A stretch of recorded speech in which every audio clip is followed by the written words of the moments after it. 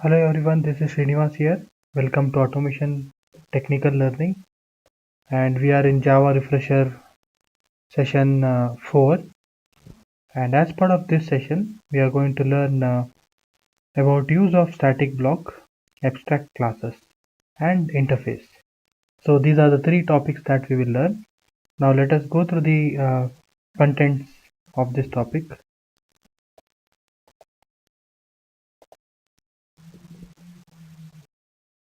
Okay. Static blocks can be used to initialize the static variables.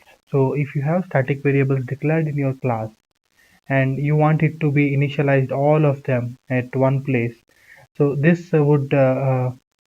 static block would be called for execution, and it will execute all of them first before executing anything else.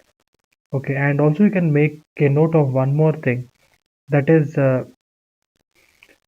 this particular static block will be executed when the static member is accessed the first time. So either of the two, whenever you are creating an object or whenever you are accessing the static member. So in any of this case, static block will be accessed and it will initialize all your static variables. Now let us see how we can do it in Eclipse.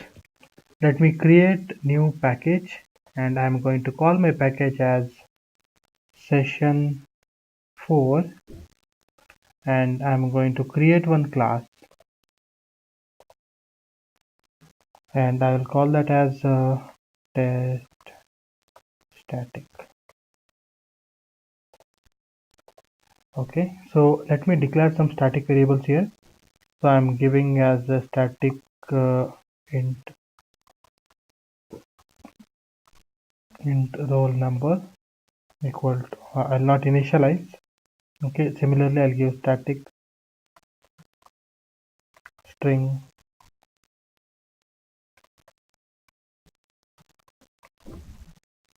like this. So these are the static variables I have. And how can I create static block? I can say static. So this is how we can create static block. So this block will be executed uh, whenever we are creating a new object or whenever we are accessing the static variable first time.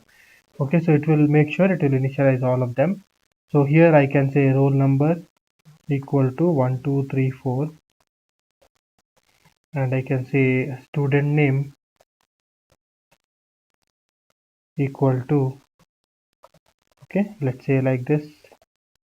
And now let me just, to test whether it is in static block, I'll just write one line of code in static block, and here I'll say in main.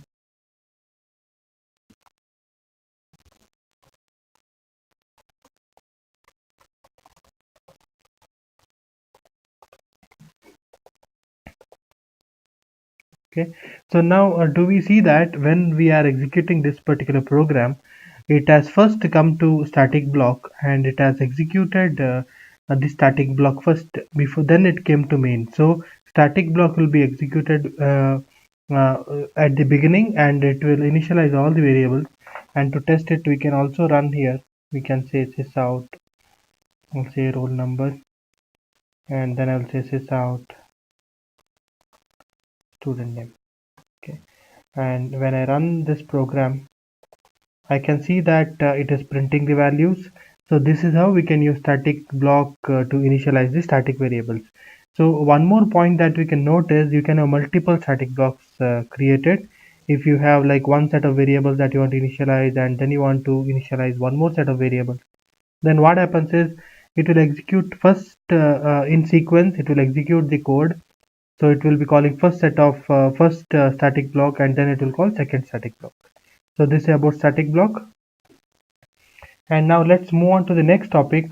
Next topic, what we have for today is abstract classes. So abstract classes is very all the topics that are going forward of whatever we're going to see in this session and in the next session are going to be very important, and also they are somewhat confusing sometimes. Okay, so it is very important to get the clear concept behind these things. So first of all, now what is abstract class? Abstract class is, what's the meaning of abstract is, uh, implementation is not shown to you. Implementation is not shown. That is the meaning of abstract. In Java, since it is OOPS based language, it supports abstraction. Abstraction means it gives importance to the functionality, okay, rather than showing the code, and it basically hides. Basically, it will not show the implementation. Okay, so that is abstraction. Okay, so this is the theory behind what exactly is abstraction in Java. Now, what is abstract class? Okay, so what is abstract class, or anything that we create in Java? So let me create a class, and I'll call that class as uh,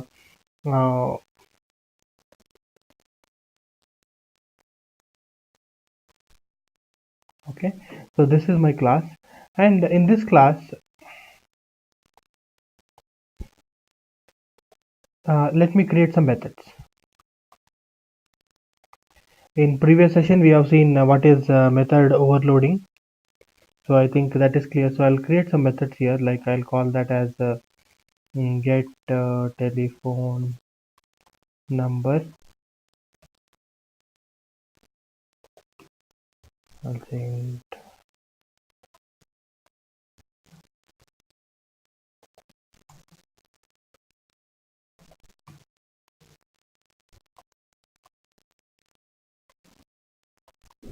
okay, some basic setter and getters that I'm going to define here. So I'll say set telephone number. I'll say int new telephone number. I'll say telephone number equal to new telephone number. Okay. So this is about set, and about get, I'll say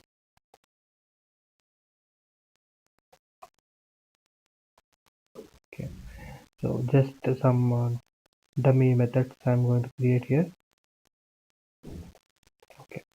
So now this is the complete implementation of a class. So the class is created and the methods are implemented here. Okay, so this is the full implementation. Okay, so now I can make this class as abstract.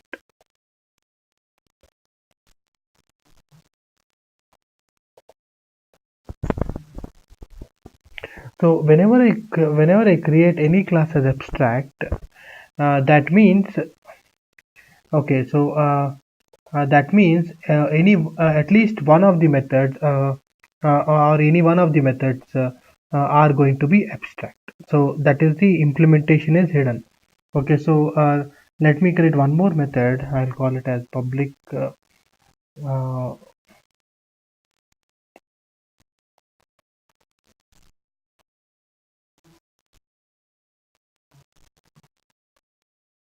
okay, some method I've created.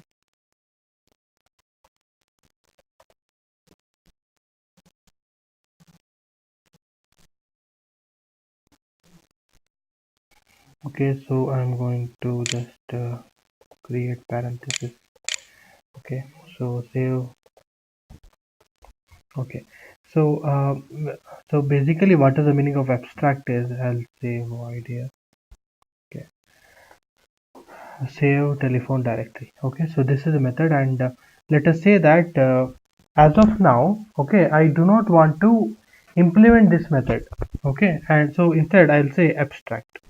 Okay, I don't want to implement this method, so I'm going to say abstract. So whenever you say you don't want to implement it as of now, so then it becomes it does not have any body. Okay, so this is the abstract class that we have created. Okay, so whenever you have created a method as abstract, then your class definition also will become abstract. So if it is not abstract, then you'll get a compilation error. So it has to become abstract. So whenever you declare any method as abstract, then your class declaration will have to be abstract, meaning one or more of the methods have not been implemented completely. Okay, so then so that is abstraction. So whenever you have created an abstract class, okay, now let us create a main method, whenever you have created any abstract class, now can we create a object of abstract class? Let me try that. Telephone directory equal to new telephone directory. Okay. So sorry, one second. I think some statements have come here. Yeah. So can I create object of it? I cannot create. I cannot instantiate the type telephone directory. Why? Because abstract classes. Since it is abstract and there is one method which is not implemented, so it cannot be instantiated. So any class that is fully implemented can be instantiated, but not the abstract class that can be instantiated. This is one more thing that we can know, but abstract classes can be subclassed. Okay, so now let me create one more class. Let me create one class.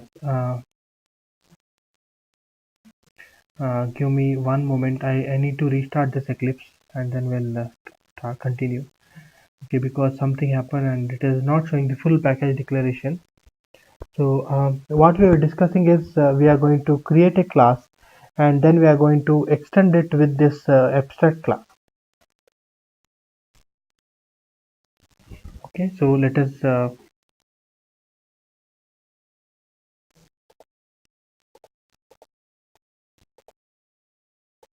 create a class. So I'll remove this main method as of now. I'm going to create a class now and I'll call it as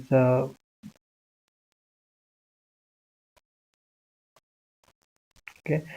For simplicity, I'll define it as child class. Okay, and now let's say that child class is going to extend.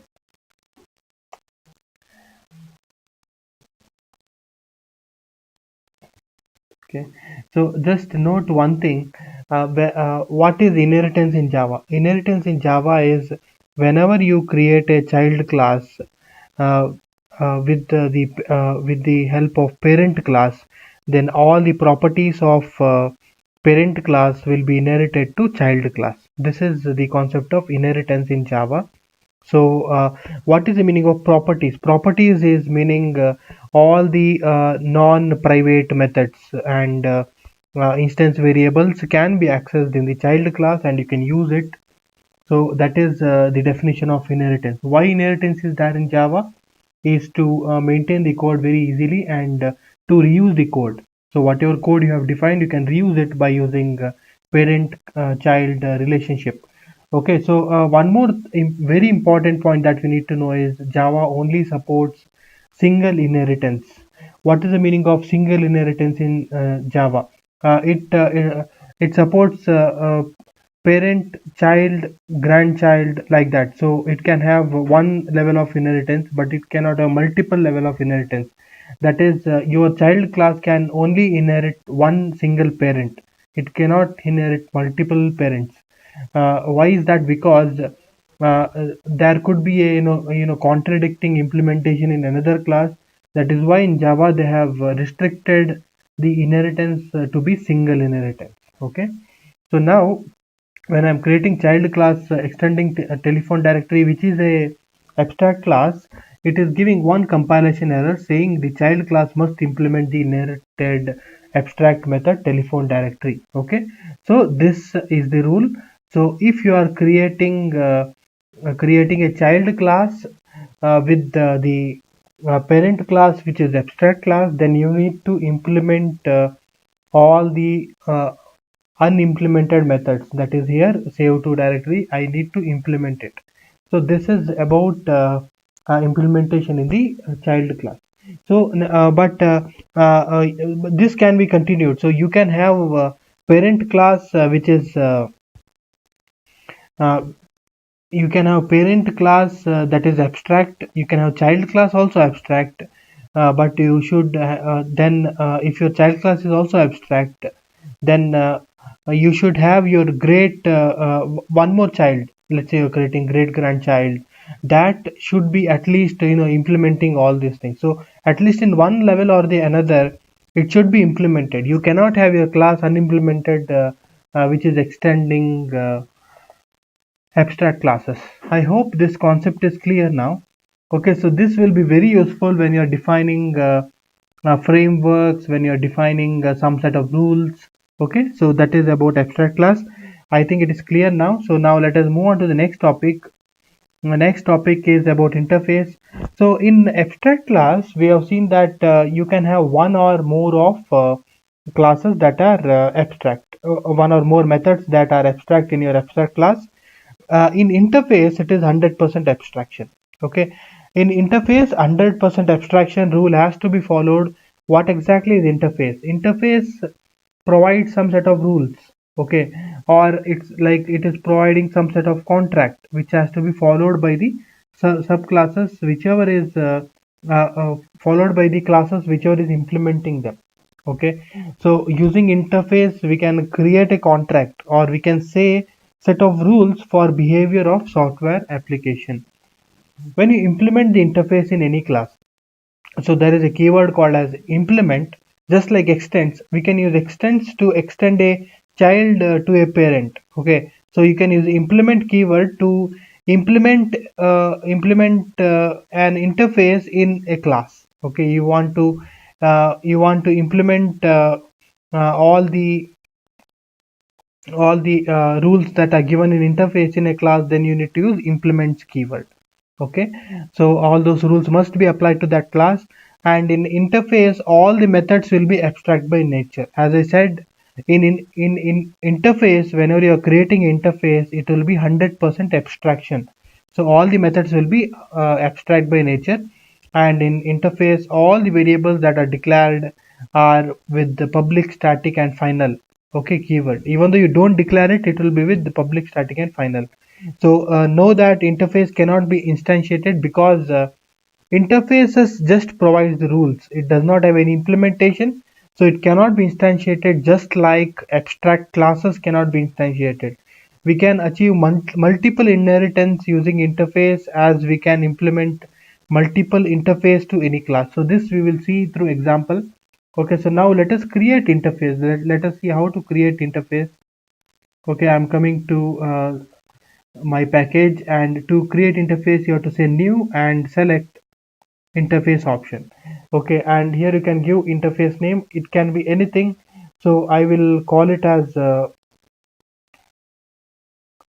I'll give some simple name. Okay, so I'll call it as interface 1. Okay, and I'll say finish. So now for the interface that I've created, I can define some set of rules. I'll say whatever class that will have implementation of this interface, those should have these kind of methods, this set of methods. So I'll give the method name as public void method 1.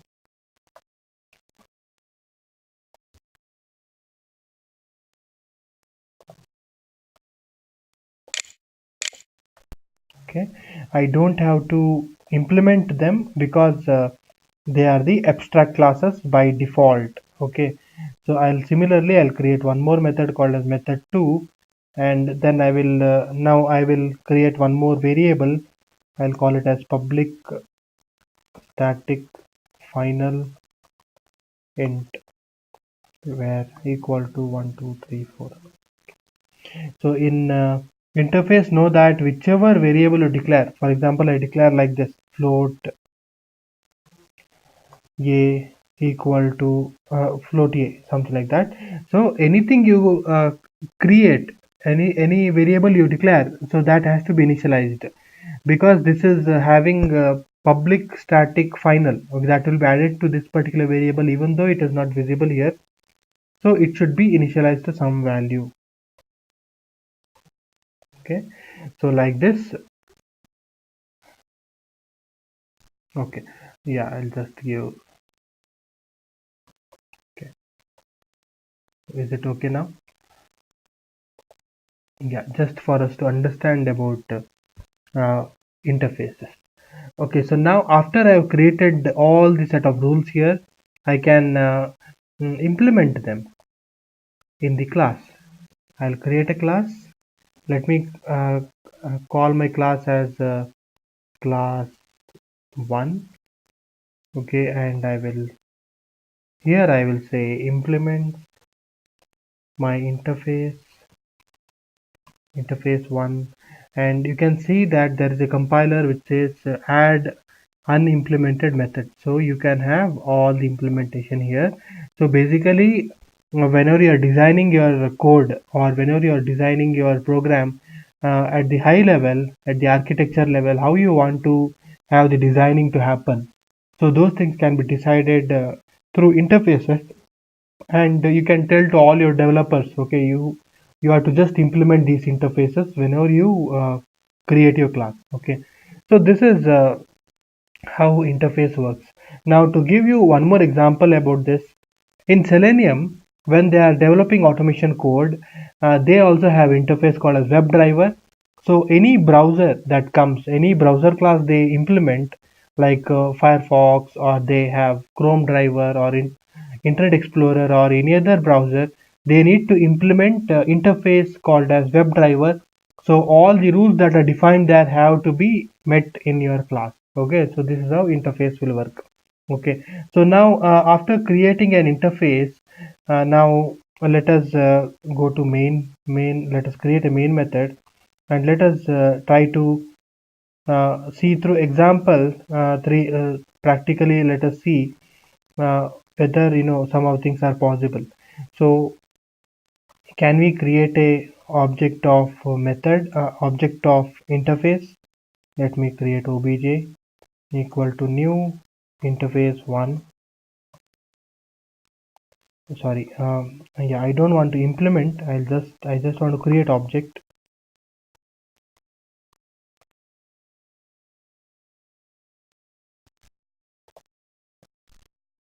Yeah, so now we can see that interfaces cannot be instantiated. This is what we have seen in the slide earlier. Interfaces cannot be instantiated, but interfaces can have interface supports multiple inheritance. So what that means is, let me say that I will create one more rule through interface 2. I will create interface 2, and let me call that as, I'll just copy paste some of the methods here,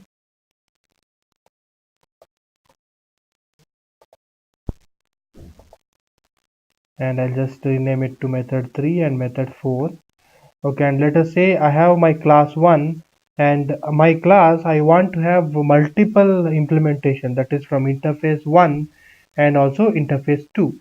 Okay, so that is also possible. So because Java supports multiple inheritance at interface, because interface says what has to be done. Interface does not say how it can be done. Okay, so there won't be any ambiguity.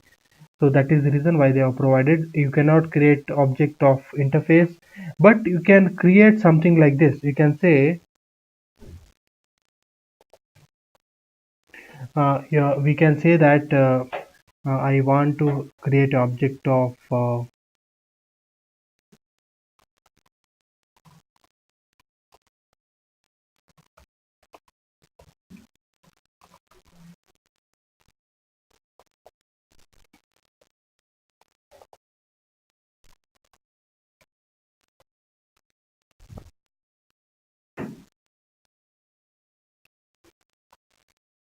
okay.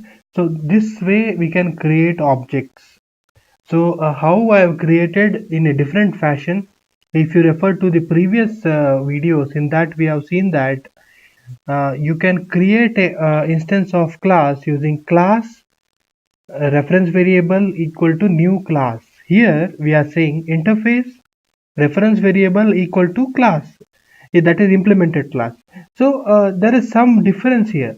So why we are saying here like this? So this is just similar to the example if you have worked on automation in Selenium.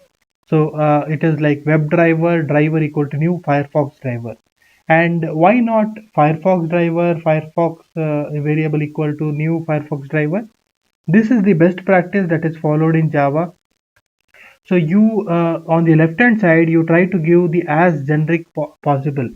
Okay, try to give as generic as possible, that is interface. And here you on the right hand side, while creating object, you give the implemented class.